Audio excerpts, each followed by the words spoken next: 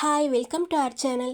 இன்றைக்கி இந்த மாதிரி ஒரு பேப்பர் ஒன்று எடுத்து டபுளாக ஃபோல்டு பண்ணிக்கோங்க. இப்போ நான் காமிக்கிற அளவு இருக்க மாதிரி இந்த பக்கம் 10 இன்ச் இருக்கிற மாதிரி மார்க் பண்ணிக்கோங்க.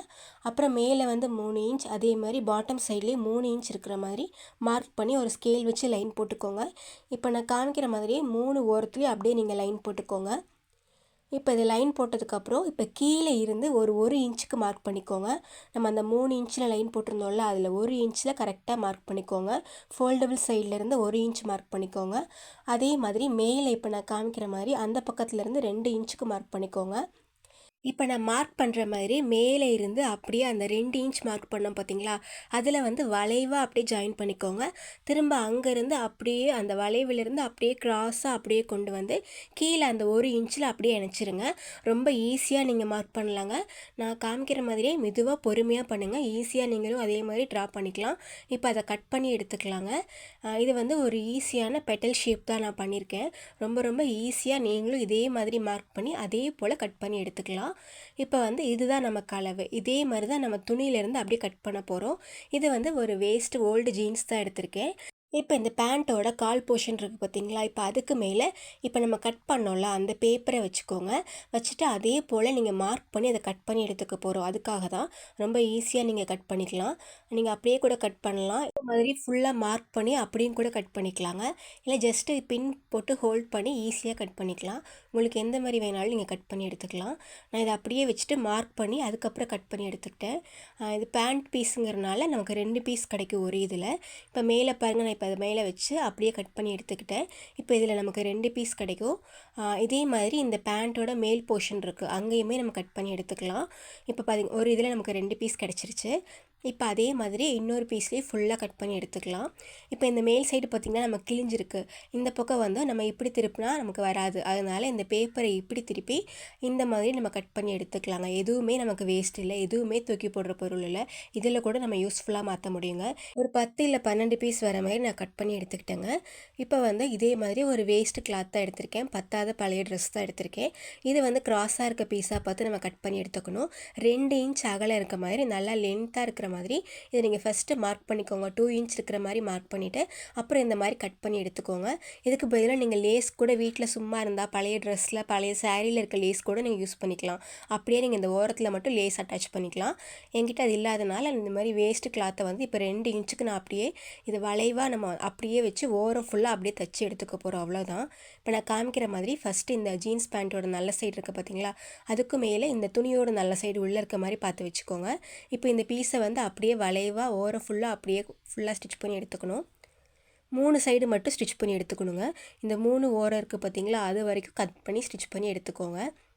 ஒரு ஓரம் ஸ்டிச் பண்ணதுக்கப்புறம் எக்ஸ்ட்ரா இருக்க போர்ஷனை கட் பண்ணி ரிமூவ் பண்ணிக்கோங்க. ஜஸ்ட் இதை ஃபோல்டு பண்ணிக்கோங்க. 2 எட்ஜஸ்லேயும் ஒரு ஃபோல்டு பண்ணி ஸ்டிச் பண்ண ஆரம்பிங்க. இப்போ ஒரு பக்கம் நம்ம ஸ்டிச் பண்ணி முடிச்சிட்டோம். எகைன் இந்த பீஸை அப்படியே திருப்பிடணுங்க. இந்த பேண்ட்டோட பேக் சைடு இருக்கும் பார்த்தீங்களா, அந்த பக்கம் தான் இப்போ நம்ம ஸ்டிச் பண்ண போகிறோம். ஜஸ்ட் இந்த ரெட் கலர் கிளாத் இருக்குல்ல, எக்ஸ்ட்ராவாக இருக்க இந்த பீஸை வந்து ஒரு ஃபோல்டு பண்ணி எகைன் இன்னொரு பக்கம் ஃபோல்டு பண்ணி அப்படியே ஓரம் வந்து அப்படி தச்சு எடுத்துக்க போகிறோம். அவ்வளோதான். அந்த பிசுரெல்லாம் வெளியே தெரியாமல் நீட்டாக நம்ம வந்து அவுட்லைனுக்காக இந்த பீஸை நம்ம யூஸ் பண்ணியிருக்கோம். இதுக்கு பதிலாக நீங்கள் லேஸ் கூட யூஸ் பண்ணிக்கலாம். வேஸ்ட்டு லேஸ் இருந்தால் அதை கூட நீங்கள் அட்டாச் பண்ணிக்கலாம். இப்போ இந்த பீஸை நான் காமிக்கிற மாதிரி ஃபஸ்ட்டு ஒரு ஃபோல்டு பண்ணி எகைன் ஒரு பக்கம் ஃபோல்டு பண்ணி அப்படியே ஓரம் ஃபுல்லாக அப்படியே தச்சு எடுத்துக்க போகிறேன். ரொம்ப ஈஸியாக தைச்சிடலாங்க. இது நம்ம பைப்பிங் மாதிரி ஸ்டிச் பண்ணோம். அவ்வளோதான். ரொம்ப ரொம்ப சிம்பிளாக நீட்டாக பண்ணிடலாம். இப்போ ஃபஸ்ட்டு ஸ்டார்டிங்கில் அப்படியே நான் டபுள் ஃபோல்டு பண்ணி அந்த ஓரத்தில் மட்டும் அப்படி தையல் போட்டுவாங்க. அதே மாதிரி இது ஃபுல்லாக ஸ்டிச் பண்ணி எடுத்தாச்சு. இப்போ ஒரு பக்கம் ஃபுல்லாக நான் ஸ்டிச் பண்ணி காமிக்கிறேன். இப்படி தான் நீங்கள் தைக்கணும். தைக்கும்போது ஜஸ்ட் அதை ஃபோல்டு பண்ணிக்கோங்க. இது வந்து அந்த பேண்ட்டோட உள் சைடு தான். இப்போ ஃபுல்லாக ஸ்டிச் பண்ணியாச்சு. இப்படி தான் இருக்கும் பாருங்கள். இதே மாதிரி இதில் இருக்க எல்லா பீஸுமே நம்ம ஸ்டிச் பண்ணி எடுத்தாச்சு. இப்போ ஒவ்வொரு பீஸாக ஒன்றுக்கு மேலே ஒன்று வச்சு காமிக்கிறேன் பாருங்கள். நான் இதில் 2 பேண்ட் யூஸ் பண்ணியிருக்கேன். ஒன்று லைட் கலர், இன்னொன்று டார்க் கலர் யூஸ் பண்ணியிருக்கேன். இப்போ ஒன்றுக்கு மேலே ஒன்று வச்சு அப்படியே ஒரு ஓரம் மட்டும் அப்படியே தைச்சி எடுத்துக்கணுங்க. இப்போ நான் ஃபுல்லாக அலைன் பண்ணி காமிக்கிறேன்.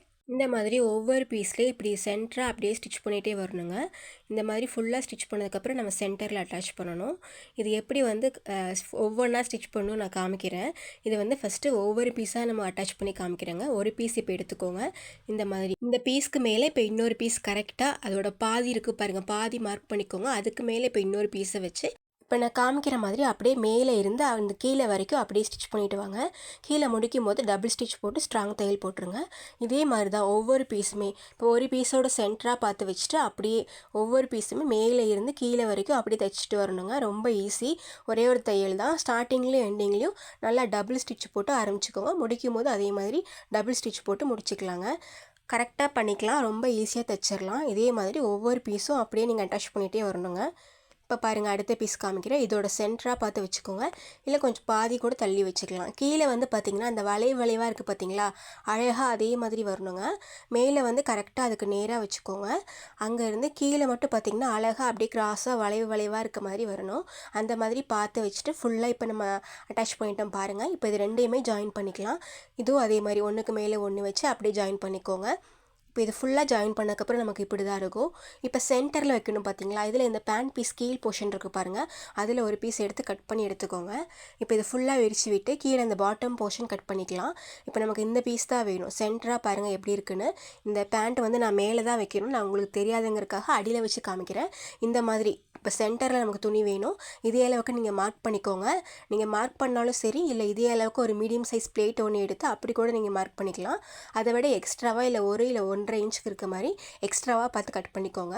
இப்போ கட் பண்ணதுக்கப்புறம் பார்த்திங்கன்னா இது மேலே வச்சு காமிக்கிறேன். இப்படி தான் நம்ம அட்டாச் பண்ண போகிறோம்.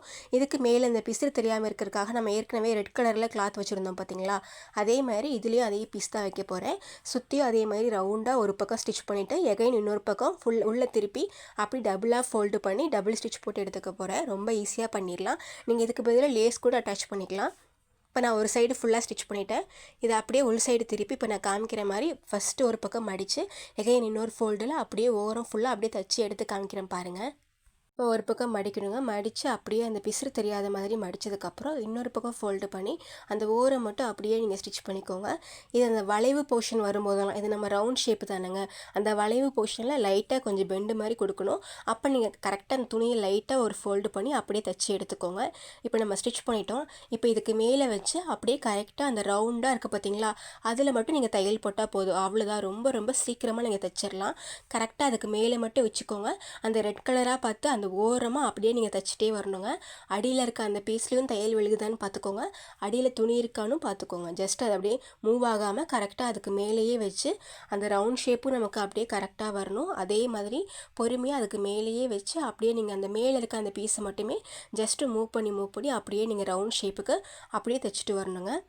இப்போ அவ்வளோதாங்க. ஒரு ஓரம் ஃபுல்லாக நீங்கள் ஸ்டிச் பண்ணி முடிச்சிட்டிங்கன்னா அது முடிக்கும்போது டபுள் ஸ்டிச் போட்டுக்கோங்க. இல்லை எகைன் ஒரு பக்கம் ஃபுல்லாக ரவுண்டாக இன்னொரு தையல் போட்டிங்கன்னா ரொம்ப ஸ்ட்ராங்காக இருக்கும். நம்மளோட மேட் சூப்பராக ரெடி ஆகிடுச்சுங்க. ஈஸியாக வீட்டில் இருக்க ஜீன்ஸ் பேண்ட் மட்டுமே வச்சு ரொம்ப அழகாக நீட்டாக பண்ணிட்டோம். உங்களுக்கு இந்த வீடியோ பயனுள்ளதாக இருக்கும் நம்புகிறேன். பயனுள்ளதாக இருக்குன்னு தோணுச்சுன்னா லைக் பண்ணுங்கள். மறக்காமல் சப்ஸ்கிரைப் பண்ணுங்கள். உங்கள் ஃப்ரெண்ட்ஸ் அண்ட் ஃபேமிலிக்கு நம்ம சேனலை ஷேர் பண்ணுங்கள். வீடியோ பார்த்ததுக்கு நன்றி.